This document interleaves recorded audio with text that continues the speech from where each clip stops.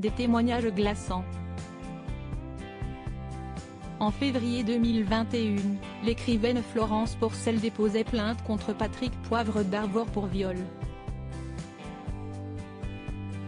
Depuis, 16 autres femmes ont accusé le journaliste de harcèlement sexuel et de violence sexuelle, dont une qui a déposé plainte pour viol ce mercredi 27 avril. Une femme, qui avait 24 ans au moment des faits qui remontent à 1995, a raconté son calvaire dans Complément d'enquête, ce jeudi 28 avril. Il m'a basculé avec ses mains sur la moquette. Mon corps était là mais moi je n'étais plus là.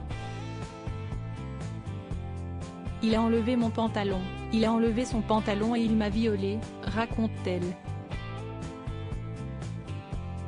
Elle n'est pas la seule à s'être confiée face aux caméras de l'émission de France 2. Si est également le cas de Frédéric Lantieri. Au début des années 1980, elle était stagiaire de celui qui deviendra le présentateur du 20h de TF1. J'arrive, et il y a PPDA qui me voit tout de suite, et qui m'a pris sous son aile pendant ces 2 jours. J'avais 20 ans. C'était très flatteur. Il a dû m'emmener partout avec lui.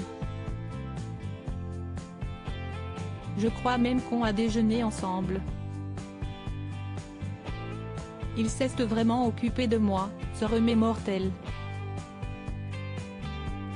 Un peu trop même, puisqu'il se serait permis un comportement déplacé. Il doit me draguer un peu. Il me fait des compliments. Il dit que je ressemble à telle ou telle actrice, explique-t-elle, précisant toutefois qu'il n'a pas de geste déplacé. Quelques semaines plus tard, Frédéric Lantieri reçoit néanmoins quelques lettres et 1 ou 2 coups de fil de Patrick Poivre d'Arvor lui faisant des avances un peu plus prononcées. Celle qui a animé fait entrer l'accusé décline sa proposition et pense cette histoire derrière elle est close.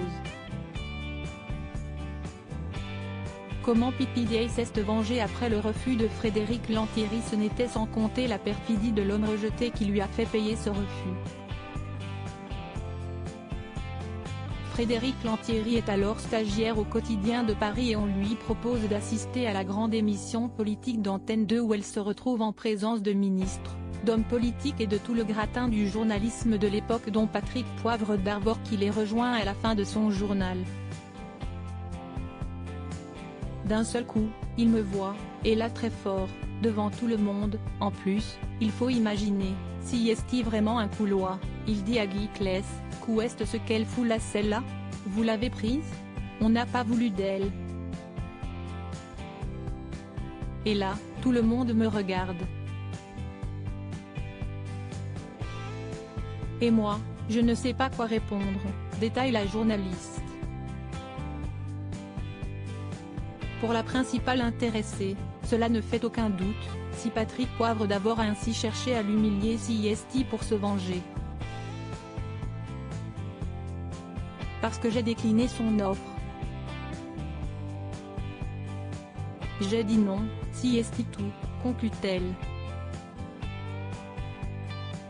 Des propos qui font écho aux autres témoignages et qui prouvent une fois de plus du mode opératoire mis en place par PPDA. Le rapport de police aurait en effet conclu que ces témoignages décrivent Patrick Poivre d'Arvor comme un prédateur sexuel abusant de sa notoriété et usant d'un mode opératoire similaire dans l'approche de ses victimes et dans la brutalité de ses actes, commis sans la moindre tentative de séduction, ni la moindre considération envers les femmes qui osaient refuser ses avances, comme l'avait rapporté Libération.